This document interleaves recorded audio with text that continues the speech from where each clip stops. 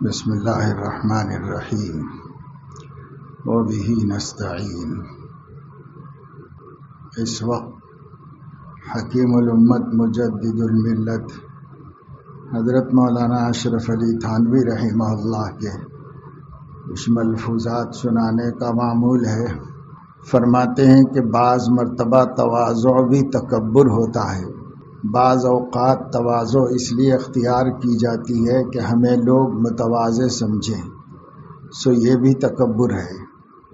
اسی طرح اپنے آپ کو متواضع سمجھنا بھی تکبر ہے، یعنی نفس کے فریب اور دھوکوں کی بات حضرت بتا رہے ہیں کہ بسا اوقات آدمی تو فکر مند ہوتا ہے اور اس کی کوشش اور خواہش ہوتی ہے کہ وہ متواضع بندوں میں شمار ہو جائے، لیکن نفس اس کو کسی اور راستے سے متکبر بنا دیتا ہے۔ اب وہ اس فریب میں مبتلا رہتا ہے کہ میں متواضع ہوں، اور حقیقت میں تواضع اس کے اندر پیدا نہیں ہوتی۔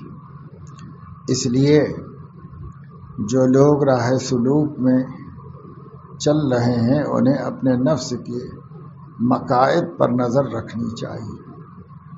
وہ کوشش تو کر رہے ہیں، کوشش کر کے اچھے کام کر رہے ہیں، کوشش کر کے برے کاموں سے بچ رہے ہیں، لیکن وہ بادی النظر میں بچ رہے ہیں، حقیقت میں نفس ان کو دھوکہ دے رہا ہے۔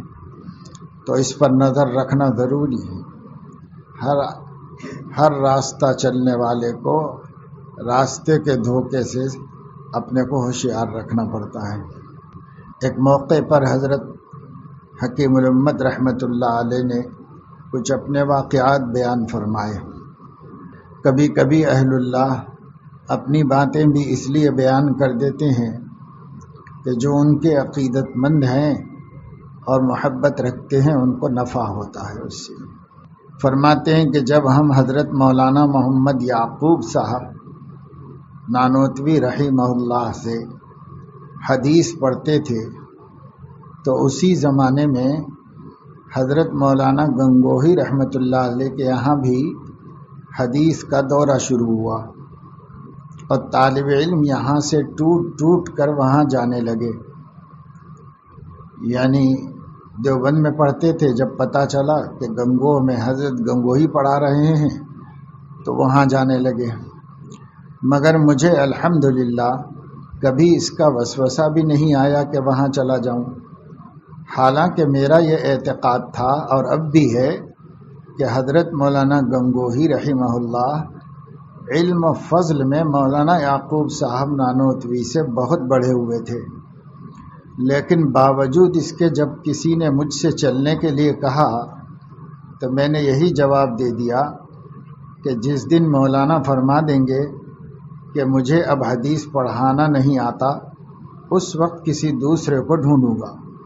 باقی میں کامل بننا نہیں چاہتا، ناقص ہی صحیح۔ بلا ضرورت مولانا کو، یعنی جن سے پڑھ رہے تھے مولانا نانوتوی سے، بلا ضرورت مولانا کو نہ چھوڑوں گا، ورنہ جناب رسم کا مقتضا تو یہ تھا کہ میں بھی حضرت مولانا گنگوہی کے یہاں حدیث پڑھنے چلا جاتا، کیونکہ وہ بڑی جگہ تھی، اور عام دستور یہی ہے کہ خاک از تودے کلاں بردار، یعنی بڑے ڈھیر سے مٹی اٹھاؤ، یعنی مٹی بھی لینی ہو تو بڑے ڈھیر سے لو۔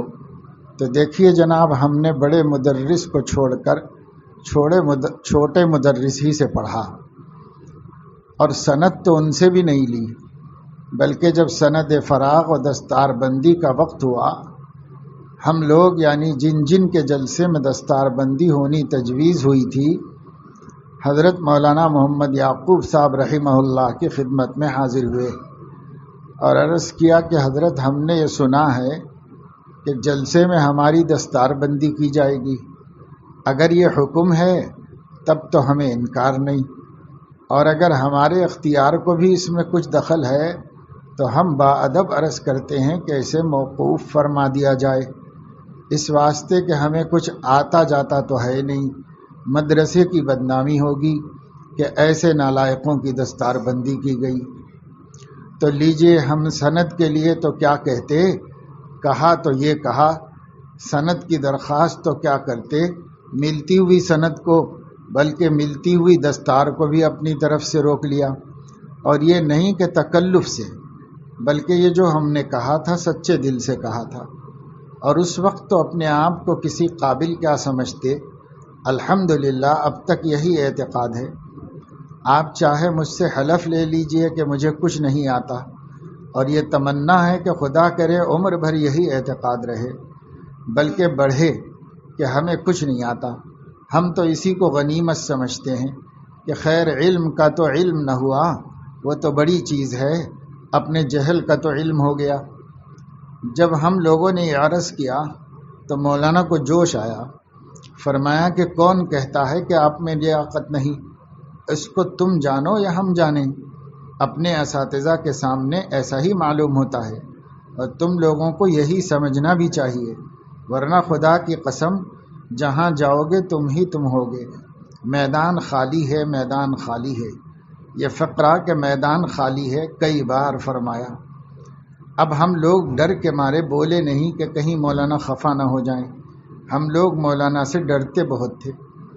پھر مولانا نے یہ تماشا کیا کہ عین جلسے میں فرمایا کہ ہم نے ان لوگوں کو قرآن، حدیث، فقہ، فلسفہ، منطق وغیرہ اتنے فنون میں فارغ کر دیا ہے، اور ہمارا یہ اعتقاد ہے کہ یہ ان فنون میں صاحب کمال ہو گئے ہیں۔ اگر کسی کو ان کے فضل و کمال میں شک ہو تو وہ جس فن میں چاہے اسی جلسے میں ان کا امتحان لے لے۔ لو صاحب، ہم تو دستار بندی ہی کرنے سے ڈر رہے تھے اور اس کے ملتوی کرنے کی درخواست کی تھی، یہاں مولانا نے علل اعلان برسر جلسہ فرما دیا کہ جو چاہے اسی وقت ان کا امتحان لے لے۔ مگر صاحب ان حضرات کی ہیبت ایسی تھی کہ کسی کی مجال نہ تھی جو ہم سے کوئی سوال کرتا، اور محض ہیبت ہی نہیں بلکہ سب کو یقین تھا کہ جیسا مولانا فرما رہے ہیں ویسے ہی ہوں گے یہ لوگ۔ کسی نے امتحان کی در حقیقت کوئی ضرورت ہی نہ سمجھی، اور اس موقع پر بھی ہمیں کوئی سند نہیں دی گئی، بس یہ دستار ہی سند تھی۔ اس کے بعد جب پڑھانے کا وقت آیا تو اول ہی میر زاہد امور عامہ کا سبق میرے ذمہ ہوا۔ دوپہر کو مطالعہ جو کیا تو کچھ سمجھ میں نہ آیا۔ دعا کی اے اللہ یہاں استاد تو موجود نہیں، اگر یہ مقام حل نہ ہوا تو پڑھاتے وقت بڑی ذلت ہوگی۔ پھر ظہر کی نماز پڑھ کر جو مطالعہ کرنے بیٹھا ہوں تو کتاب بس پانی تھی۔ پھر تو خدا کے فضل سے ایسی طبیعت کھلی کہ اس زمانے میں کانپور میں بڑے بڑے فضلاء موجود تھے، اور کئی مدرسے تھے، اور بعض طلبہ مشترک بھی تھے۔ کسی کو یہ پتہ نہ چلا کہ اس کو کچھ آتا نہیں۔ ہاں یہ رکاوٹ تو کچھ دن رہی کہ طلبہ یہ کہتے تھے کہ ان کی عمر بہت کم ہے، ان سے پڑھنے میں شرم آتی ہے۔ بس 7-8 طالب علموں کو لے کر بیٹھا رہتا تھا، کوئی کم عمر سمجھ کر پڑھتا ہی نہ تھا۔ پھر جو داڑھی بڑی ہوئی طالب علموں کی تعداد بھی بڑھنے لگی، بس پھر طالب علم خوب آنے لگے۔ پھر تو یہ حالت تھی کہ خدا کے فضل و بزرگوں کی دعا سے جس نے مجھ سے ایک بار بھی پڑھ لیا پھر کبھی اس نے کسی دوسرے سے پڑھنا پسند نہیں کیا۔ ایک شیعی مجتہد نے ایک مرتبہ کہلا بھیجا کہ مناظرہ کر لو۔ میں نے کہلا بھیجا کہ آ جاؤ، حالانکہ یہ لوگ اپنے یہاں کی کتابیں بھی اور ہمارے یہاں کی کتابیں بھی دیکھے ہوئے ہوتے ہیں، کیونکہ مناظرے کے موقع پیش آتے رہتے ہیں، نیز ویسے بھی انہیں بحث مباحثوں میں دلچسپی ہوتی ہے۔ مجھے نہ کبھی شیعوں سے مناظرے کا اتفاق ہوا تھا، نہ کبھی ان کی کتابیں دیکھنے کا شوق ہوا، مگر چونکہ اس نے خود مناظرے کے لیے کہلا بھیجا تھا، اگر اس دعوت مناظرہ کو قبول نہ کرتا تو بڑی ذلت تھی اہل حق کی۔ توکلاً علی اللہ کہلا بھیجا کہ آ جاؤ، مگر ڈرتا رہا کہ دیکھیے کیا ہوتا ہے، خدا تعالیٰ عزت رکھ لے۔ اسی تردد میں تھا کہ رات کو خواب میں دیکھا کہ مولانا محمد یعقوب صاحب رحمہ اللہ کے سامنے بخاری شریف کا درس دے رہا ہوں۔ بخاری کا نسخہ ایک مولانا کے سامنے ہے، ایک میرے سامنے ہے، اور مولانا نے رومال بچھا رکھا ہے اور کنگھا کر رہے ہیں۔ درس کے وقت بھی مولانا کا یہی معمول تھا کہ کنگھا فرماتے رہتے تھے اور سامنے رومال بچھا لیتے تھے تاکہ جو بال گریں رومال پر گریں۔ فرماتے تھے کہ کنگھے سے سر کے مسامات کھل جاتے ہیں اور دماغ کے بخارات نکل جاتے ہیں۔ غرض میں نے خواب میں دیکھا کہ میں بخاری شریف پڑھا رہا ہوں اور میری تقریر پر مولانا فرماتے جاتے ہیں کہ ٹھیک ہے۔ پھر تو میرے دل میں اتنی قوت ہو گئی کہ چاہے مجتہد کا دادا بھی آ جائے میں اسی پر انشاءاللہ غالب رہوں گا۔ حضرت اس خواب کی ایسی برکت ہوئی کہ اس شیعی مجتہد کی ہمت ہی نہیں ہوئی کہ وہ مناظرے کے لیے میرے پاس آتا۔ ہاں چند روز بعد آیا تو نیاز مندانہ اور معتقدانہ آیا، بس پھر اس نے معمول مقرر کر لیا کہ کبھی کبھی ملاقات کے لیے آتا، لیکن مناظرے کی کبھی ہمت نہ ہوئی۔ کانپور میں بڑے بڑے رئیس شیعی سنی سب کے قلب میں خدا تعالیٰ نے ایسی بات ڈال دی تھی کہ سب نیاز مندانہ اور معتقدانہ آتے تھے۔ یہ سب بزرگوں کی برکت تھی، ورنہ لیاقت جس چیز کا نام ہے اس وقت تو کیا اتنی عمر گزر گئی اب تک بھی حاصل نہیں ہو سکی۔ اللہ تعالیٰ نے اس وقت بھی پردہ پوشی فرمائی تھی، اور اب آسان عذر ہے کہ بڑھاپے سے مجھے قوت نہیں، دوسروں سے پوچھ لو۔ تو حضرت وہ زمانہ تو ایسا تھا۔ مولانا محمود حسن صاحب دیوبندی فرماتے تھے کہ میں بارہا گنگو حاضر ہوا اور جی میں بھی آیا کہ حضرت مولانا سے عرض کروں، یعنی حضرت گنگوہی سے عرض کروں کہ مجھے بھی حدیث کی سند دے دیجئے، لیکن کبھی اس درخواست کی ہمت نہ پڑی۔ جب اس نیت سے گیا تو یہی خیال ہوا کہ تو یہ تمنا لے کے تو جاتا ہے لیکن تجھے کچھ آتا جاتا بھی ہے۔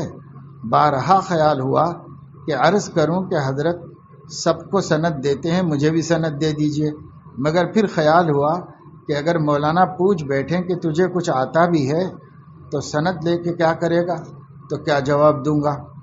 یہ حضرت شیخ الہند فرما رہے ہیں، جن کے بارے میں حضرت علامہ انور شاہ کشمیری فرماتے تھے کہ بے فہم حدیث میں ان کو امام شوکانی سے بھی بڑھ کر سمجھتا ہوں۔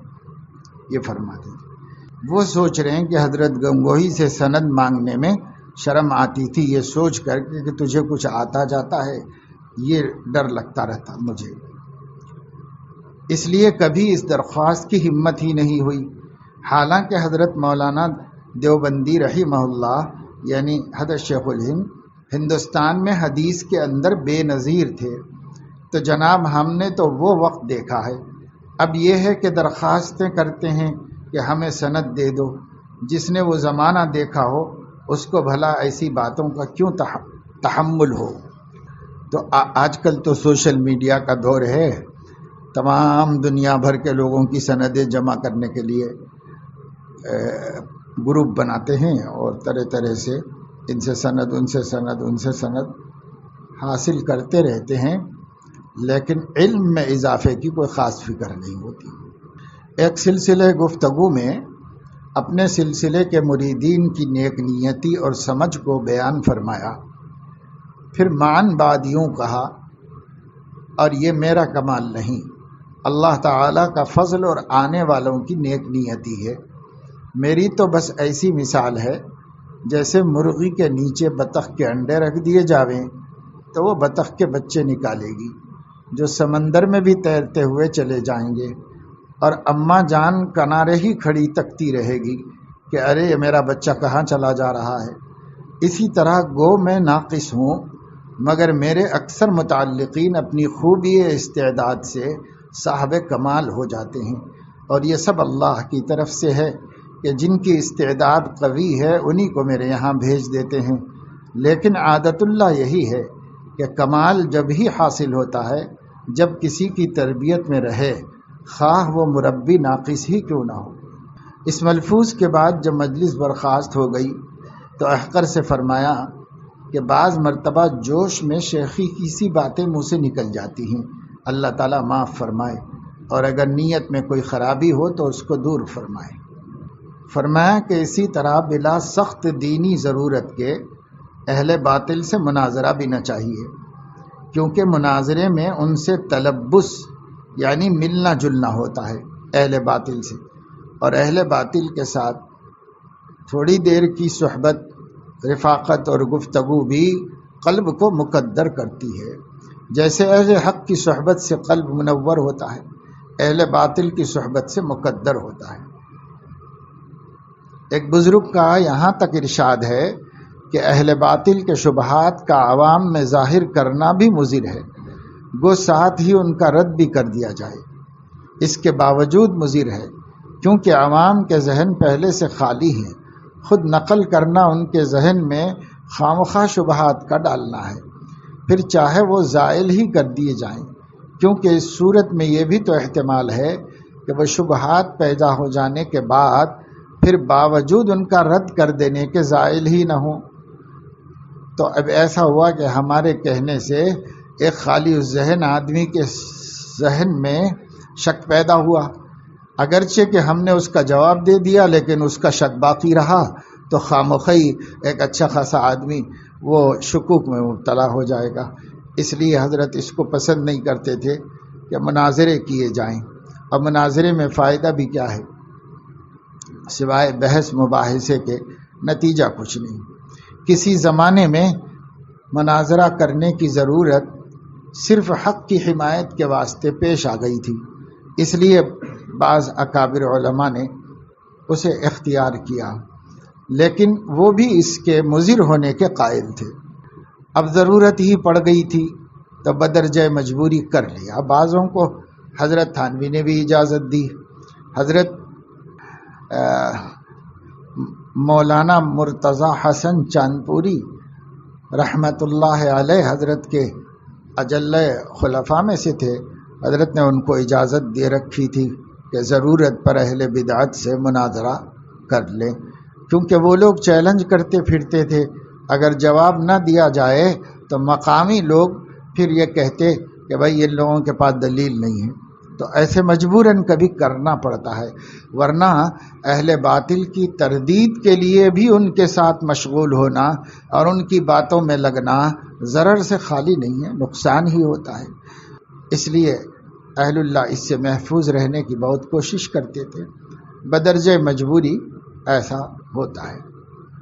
حضرت فرما رہے ہیں کہ اپنے بزرگوں سے میں نے سنا ہے کہ حضرت حاجی صاحب رحمت اللہ علیہ کے سلسلے والوں کا خاتمہ ہمیشہ اچھا ہی ہوا ہے۔ پھر کئی واقعات اپنے اہل سلسلہ کے حسن خاتمہ کے بیان فرمائے۔ بعض واقعات اشرف السوانح میں لکھ دیے گئے ہیں، وہاں ملاحظہ کیے جا سکتے ہیں۔ پھر استدرادن یہ واقعہ بیان فرمایا کہ میری نانی کو بعد انتقال میرے ایک ماموں نے خواب میں دیکھا تو پوچھا کہ تم پر نزا میں کیا کیفیت گزری؟ انہوں نے کہا کہ نہیں، میرے پاس تو حضور سرور عالم صلی اللہ علیہ وسلم تشریف لائے اور فرمایا کہ چل، تو میں ان کے ساتھ ہو لی، اس کے سوا مجھ کو کچھ بھی خبر نہیں ہے۔ ایک بہت بڑی رقم کسی تاجر کے ذریعے سے حضرت حاجی صاحب رحمۃ اللہ علیہ کے لیے ہندوستان سے پہنچائی گئی بذریعہ حوالہ، یعنی ہندوستان کے کسی تاجر نے، حضرت مکے میں رہتے تھے، تو کسی ذریعے سے ایک بڑی رقم بھجوائی، اور بھیجنے والے نے حضرت حاجی صاحب کی خدمت میں بھی خط لکھ دیا کہ اتنی رقم آپ کے لیے بطور نذرانہ کے بھیجا ہوں، فلاں دکاندار کے یہاں سے منگوا لی جائے۔ مگر حضرت حاجی صاحب نے اپنا کوئی آدمی دکاندار کے پاس نہیں بھیجا۔ کافی دن انتظار کرنے کے بعد اس شخص نے حضرت کے پاس کہلا بھیجا کہ آپ کے لیے ہندوستان سے اتنی رقم آئی ہوئی ہے، کوئی آدمی بھیج دیجئے تاکہ آپ کی رقم آپ کو روانہ کر دی جائے۔ اس پر حضرت حاجی صاحب نے نہایت استغنا کے ساتھ فرمایا کہ جس خدا نے ہندوستان سے مکے تک وہ رقم بھجوائی ہے، وہی دکان سے میرے مکان تک بھی بھجوا دے گا۔ اس لیے پھر کسی کو روانہ نہیں کیا حضرت۔ بعد میں وہ دکاندار خود لے کے آ کے پہنچا کر گیا۔ نواب محمود علی خان صاحب رئیس چھتاری، جو حضرت حاجی صاحب سے خاص عقیدت رکھتے تھے، ہجرت کی نیت سے مکہ معظمہ حاضر ہوئے تھے۔ پھر ریاست کے انتظام کے لیے ہندوستان آنا پڑا۔ یعنی پہلے نواب چھوٹی چھوٹی ریاستیں ان کی ہوتی تھیں، وہ اس کے گویا ایک طرح خلیفہ ہوتے تھے۔ چونکہ پھر واپسی کا ارادہ تھا، اس لیے جو رقم ضروریات سے زائد تھی وہ بطور امانت کے حضرت حاجی صاحب کے بھتیجے حافظ احمد حسن صاحب امین الحجاج کے پاس رکھوا دی۔ نواب صاحب کو اتفاقاً واپسی میں زیادہ دیر ہو گئی، جانتے تھے کہ حضرت محض توکل پر ہیں۔ حج کے دنوں میں جو لوگ پہنچ جاتے تھے وہ اپنی سعادت سمجھ کر حضرت حاجی صاحب کو ہدیہ دے دیا کرتے تھے، انہی ہدایہ سے کام چلتا رہتا تھا۔ اس لیے حضرت حاجی صاحب کو لکھا کہ میری جو امانت فلاں صاحب کے پاس رکھی ہوئی ہے اس کو اپنا مال سمجھ کر جتنی ضرورت ہوا کرے بے تکلف اپنے صرفے میں لے آیا کیجیے، کیونکہ جو کچھ ہمارا مال و متاع ہے وہ سب حضرت ہی کا ہے اور سب حضرت پر قربان ہے۔ حضرت حاجی صاحب نے لکھا کہ ہمارے بزرگوں کا یہ طریق نہیں ہے، اجازت سے بھی کسی کی چیز میں خود تصرف نہیں کرتے، یوں اپنے ہاتھوں سے کوئی محب کچھ دے دے تو اس کے لینے میں عذر نہیں، لیکن امانت میں ہم تصرف نہ کریں گے اگرچہ کہ اجازت ہی کیوں نہ ہو۔ بس حضرت نے صاف انکار کر دیا۔ یہ چیزیں ہیں جن میں ضرورت ہے مشائخ کی، مشائخ میں جن کی ضرورت ہے، کتابوں میں یہ جزیات کہاں ملیں گی؟ اس لیے کتابیں اصلاح کے لیے کافی نہیں۔ ناواقف کہتے ہیں کہ کتابوں میں سب کچھ موجود ہے، جو پڑھا لکھا آدمی ہے اس کے لیے شیخ کی کیا ضرورت؟ کتابوں میں سب باتیں موجود ہیں، بس انہی پر عمل کرتا رہے۔ اس پر میں کہتا ہوں کہ ان کے کافی نہ ہونے کی موٹی مثال یہ ہے کہ طب کی کتابوں میں سب کچھ لکھا ہوا ہے، پھر کیوں طبیب سے رجوع کرتے ہو؟ طب جسمانی بھی طب روحانی کے مقابلے میں بھلا کوئی چیز ہے؟ جب علوم حسیہ مادیہ میں ایسے دقائق ہیں جو خود سمجھ میں نہیں آ سکتے، اور امراض جسمانی میں کسی طبیب سے رجوع کرنے کی ضرورت ہوتی ہے، تو اپنی اصلاح نفس کے لیے بھی شیخ کی کیوں نہ ضرورت ہوگی؟ اس کا تو مدار بہت نازک مقدمات پر ہے، اس میں بھلا محض کتابیں دیکھ کر اپنی اصلاح کی کوشش کرنا کیسے کافی ہو سکتا ہے؟ شیخ کے ہونے کی اتنی ضرورت کو حضرت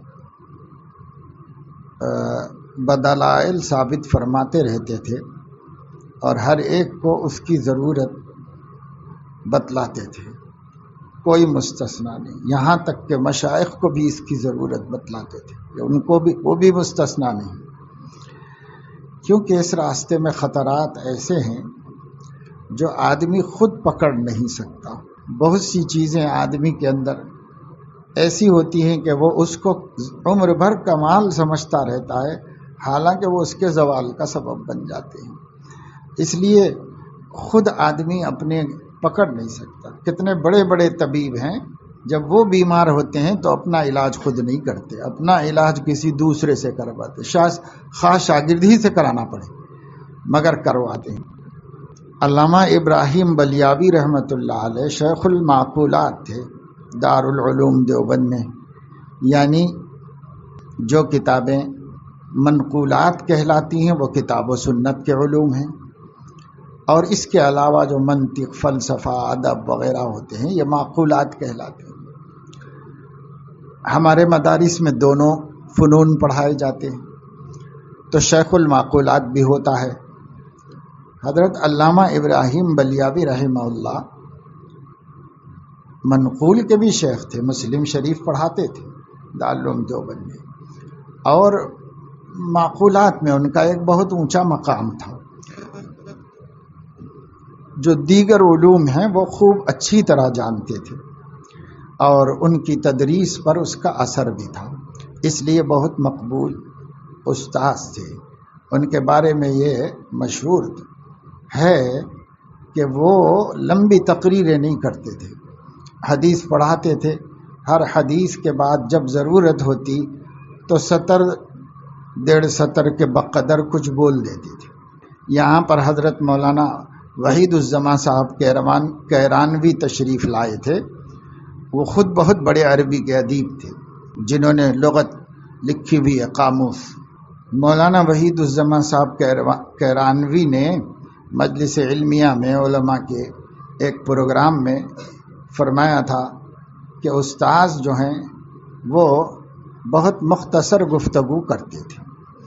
جو آدمی جتنا زیادہ علم رکھتا ہے وہ بات کو اتنا مختصر انداز میں پیش کر سکتا ہے. تو ان کو اس کا بڑا کمال حاصل تھا شیخ المعقولات ہونے. اور اس کی مثال دیتے ہوئے مولانا نے یہ فرمایا تھا کہ جب مسلم شریف میں کتاب القدر آئی تو طلبہ میں مشہور یہ تھا کہ تقدیر کے مسئلے میں طلبہ بہت اشکالات کرتے ہیں اور اساتذہ کئی دن تک اس پر بحث کرتے ہیں. تو مسئلہ تقدیر معرکۃ الآراء مباحث میں سمجھا جاتا تھا دارالعلوم میں. اس زمانے میں تو ظاہر ہے کہ بڑے بڑے قابل طلبہ اور قابل اساتذہ. تو مولانا نے فرمایا کہ ہم سب لوگ اب اسی کا انتظار کر رہے تھے کہ جب کتاب القدر شروع ہوگی تو حضرت اب اس پر بڑی معقول بحث کریں گے اور بڑی لمبی تقریر ہوگی، اور ہم سب بالکل ریڈی تیار کاغذ قلم اور سوالات اعتراضات اشکالات سب ریڈی ہو کے گئے. تو حضرت آئے تو جو طالب علم کو عبارت پڑھنی تھی اس سے کہا کہ بھائی پڑھنا شروع کرو. تو وہ حدیثیں پڑھنا شروع کیا اور جتنی تقدیر سے متعلق حدیثیں تھیں ایک کے بعد ایک پڑھتا رہا، کچھ بھی نہیں بولے حضرت، بس خاموش سنتے رہے. اب وہ دوسری پڑھا، تیسری پڑھا، چوتھی پڑھا، پانچویں پڑھا، جتنی حدیثیں تھیں پورا باب پڑھ لیا تقدیر کا. تو اس کے بعد حضرت نے فرمایا کہ مولوی صاحب علم شے وجہ وجود شے نہیں ہوتا، دوسرا باب شروع کرو، بس ختم. اتنی بات بتائی، پوری تقدیر کی بحث اس میں بتائی کہ مولوی صاحب علم شے وجہ وجود شے نہیں ہوتا. یہ پوری بحث ہو گئی اس کے اندر، انہوں نے اتنی سی بحث کی. تو ایسے تھے علامہ علم کے اعتبار سے. اور اب اگر آپ اس میں غور کریں تو اس سے زیادہ تقدیر کی حقیقت کو سمجھایا بھی نہیں جا سکتا. بس اتنا ہی سمجھ سکتے ہیں، اتنے جتنا جو سمجھ سکے گا اتنا زیادہ مسئلہ روشن ہو جائے گا اس کے دماغ میں، اور وہ مستغنی ہو جائے گا تفصیل سے. جتنا غور کرے گا جتنا سمجھے گا اس کے اندر. تو یہ علم کو دریا کو کوزے میں جمع کرنا کہتے ہیں اس کو، یعنی. تو خیر میں یہ بتا رہا ہوں کہ حضرت نہ صرف عالم تھے بلکہ بہت بڑے اللہ والے تھے، بہت نیک آدمیوں میں سے تھے. ایسے معمولی علماء تھوڑے ہی ہوتے ہیں بھائی، بڑے بڑے مدارس کے اندر اعلیٰ درجے کے علم و عمل کے اعتبار سے اعلیٰ درجے کے لوگ تھے. پھر اس دور میں تو کیا کہنے ماشاءاللہ. لیکن اخیر عمر میں حضرت نے حضرت شاہ وسیع اللہ صاحب کو، جو انہی کے شاگرد تھے، اپنے شاگرد کو ایک خط لکھا، اور اس خط میں لکھا کہ تمام اکابر و بزرگوں سے سنتا ہوا آیا ہوں، پڑھتا ہوا آیا ہوں کہ آدمی کے اپنے نفس کی تربیت بغیر کسی شیخ کامل کے نہیں ہوتی. عمر کا بڑا حصہ پڑھنے پڑھانے میں گزار دیا، دھیان اور توجہ ادھر رہی، اس اہم اپنی ضرورت کی طرف التفات نہیں ہوا. اب جا کے اس عمر میں التفات ہوا اور ڈر لگ رہا ہے کہ بغیر اپنی اصلاح و تربیت نفس کے مر جاؤں تو کیا ہوگا.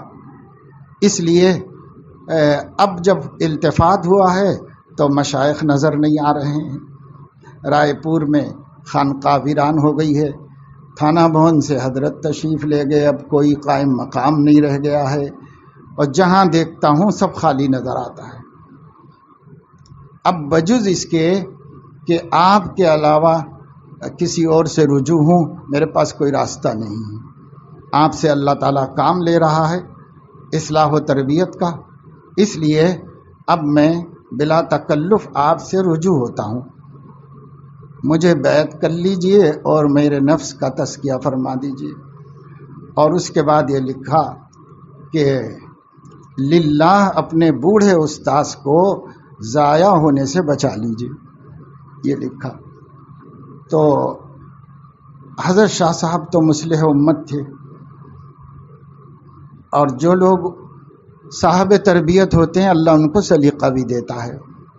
ایک اتنے بڑے استاذ، اتنے بڑے عالم، دارالعلوم کے شیخ، اور دوسرا کہ بھائی میں تو ایک شاگرد ہوں ان کا. اور اتنی بڑی بات حضرت نے فرما دی. تو حضرت شاہ صاحب نے ان کو جواب میں لکھا کہ حضرت میں کل بھی آپ کا خادم تھا، آج بھی خادم ہوں اور اس خدمت کے لیے بھی تیار ہوں. یہ لکھ دیا حضرت نے. تو پھر انہوں نے مکاتبت کی، باقاعدہ ہر ہفتہ خط لکھتے تھے حضرت کو، اپنے حالات حضرت کو بتاتے تھے اور شاہ صاحب اس کا جواب دیتے تھے، اس کا حل تجویز کرتے تھے، پھر وہ لکھتے تھے. برابر یہ مراسلت علامہ ابراہیم بلیاوی رحمۃ اللہ علیہ کی اجازت سے اس زمانے میں الہ آباد سے معرفت حق نکلتا تھا، اس میں مسلسل سوال جواب ان کے نام سے چھپتے تھے، کیونکہ انہوں نے اجازت دے رکھی تھی کہ میرے نام سے میرا خط شائع کر سکتے ہیں، تو ان کے نام سے ہی چھپتا تھا. حضرت کا جواب دونوں کئی مہینے تک چھپتا رہا اور شائع ہوتا رہا.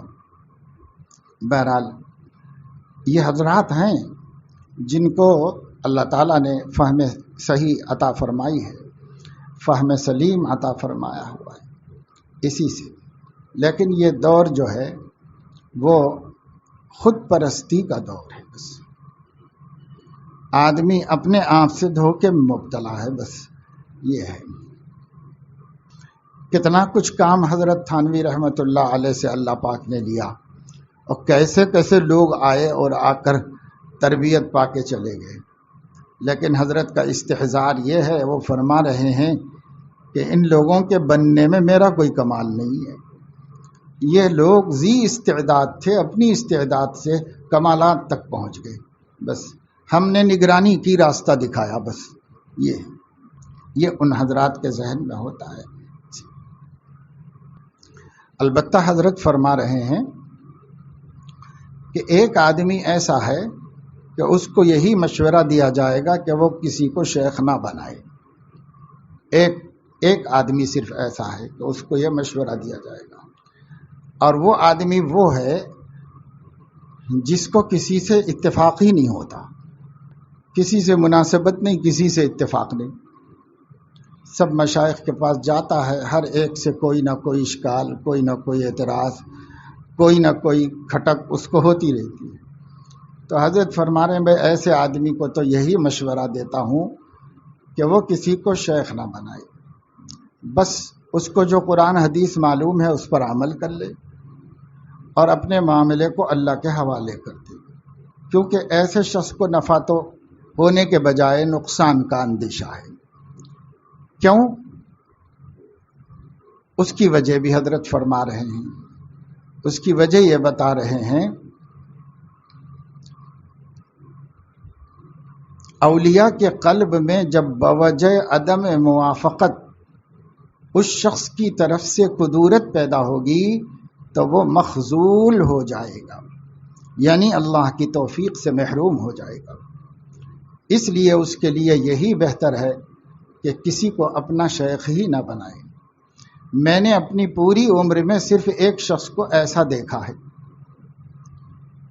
وہ صاحب کہتے ہیں کہ میں شیخ کی صحبت میں مدینہ میں بھی رہا، مکے میں بھی رہا، ہندوستان کے بھی بہت سے مشائخ کے پاس گیا، مگر کسی سے مجھے موافقت ہی نہیں ہوتی. آخر میں یہاں بھی آئے تھے، یعنی تھانہ بھون بھی آئے تھے، لیکن ان کو دیکھ کر مجھے پتا چلا کہ ان کے اندر اطاعت کی استعداد ہی نہیں ہے. وہ تو حکیم الامت تھے، وہ آدمیوں کی نفسیات کو خوب پرکھتے پہچانتے تھے. میں کہ بات یہ نہیں ہے کہ کوئی مشائخ ایسے نہیں تھے جو ان کی تربیت کر دیں، بلکہ خود یہ موصوفی کے اندر استعداد اطاعت نہیں تھی. کسی کے ماتحت و فرما بردار بن کر رہنا، خود سپردگی کی ان میں ہمت ہی نہیں تھی. تو جب آدمی ہی میں یہ نہیں ہو تو مشائخ تو ایک سے ایک موجود ہوں گے، مگر کوئی یہ چاہتا ہو کہ کوئی فرشتہ اس کی تربیت کرے تو ظاہر ہے کہ اللہ نے فرشتوں کو تو مشائخ نہیں بنایا. مکے والے بھی کہتے تھے کہ فرشتے پہ کیوں نہیں نبوت آئی، تو اللہ نے فرمایا ہم کو زیادہ معلوم ہے کہ کس کو نبی بنانا چاہیے. مگر باوجود اس کے ان لوگوں سے ہمیں عداوت تھوڑا ہی تھی. اگر انہوں نے ہمیں ناراض کیا تو یہ تھوڑا ہی ہو سکتا ہے کہ ہم ان کی خدمت نہ کریں۔ ان کی خدمت یہی تھی کہ ان کو یہ مشورہ دے دیا کہ تمہارے لیے یہی بہتر ہے کہ تم کسی کو بڑا نہ بناؤ۔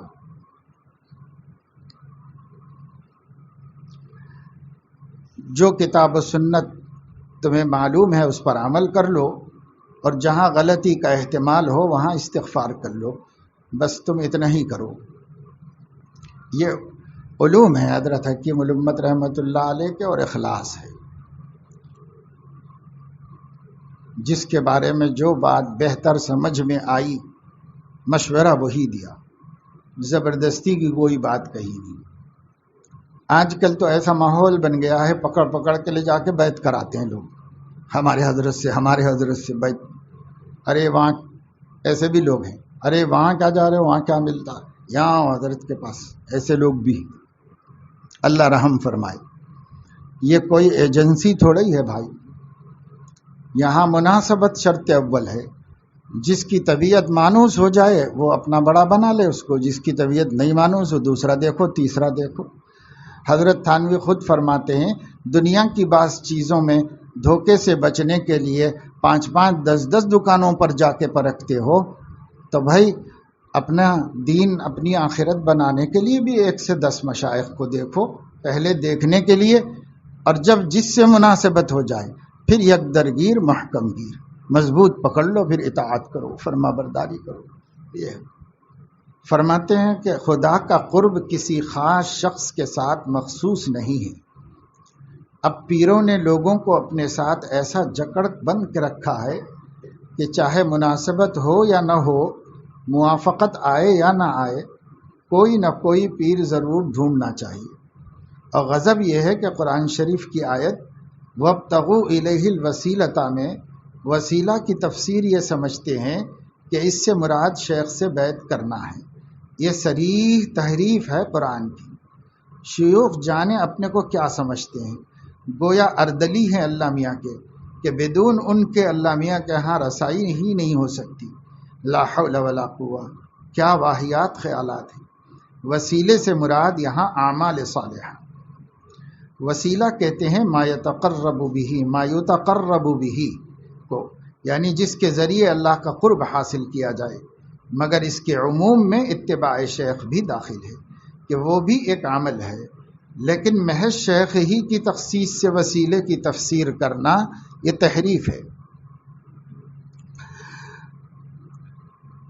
ہمارے مشائخ چشت جو ہیں وہ خطبہ بیعت میں یہ آیت پڑھتے ہیں، اس لیے وہاں لوگوں کو دھوکہ بھی ہوتا ہے۔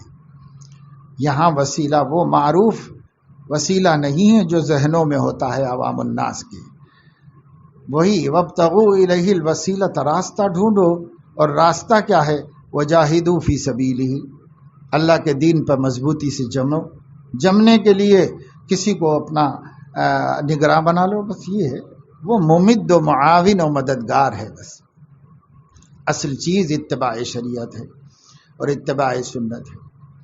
حاضرین مجلس میں سے ایک صاحب نے حضرت شاہ ولی اللہ صاحب کی کتاب القول الجمیل کا حوالہ دیا کہ اس میں شاہ صاحب نے وسیلے سے مراد شیخ ہی لکھا ہے۔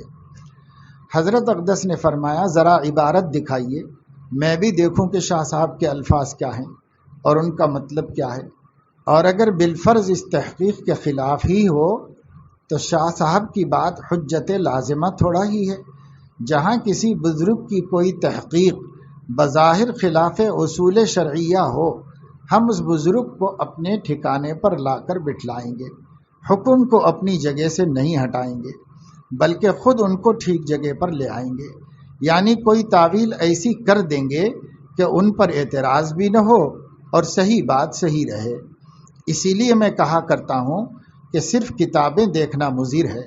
اب اسی مقام کو دیکھیے کہ اگر وسیلے سے مراد بیعت لی جائے تو ہزاروں لاکھوں مسلمانوں کا معصیت کا مرتکب ہونا لازم آتا ہے، کیونکہ وابتغوا امر کا صیغہ ہے جو وجوب کے لیے ہے، گویا سب لوگ تارک واجب ہوئے۔ توبہ توبہ، بات یہی ہے کہ وسیلے کی یہ تفسیر ہی نہیں بلکہ اس سے مراد اعمال صالحہ ہیں۔ ہاں اس کے عموم میں تعلق شیخ بھی داخل ہے، کیونکہ وہ بھی ایک اچھا عمل ہے۔ ایک صاحب نے کوئی بھولے پن کی بات خط میں لکھ دی تھی، اس پر فرمایا کہ اتنا بھولا پن بھی گناہ تو نہیں لیکن پسندیدہ بھی نہیں، کیونکہ یہ حضرات انبیاء علیہ السلام کی وضع کے موافق نہیں ہے۔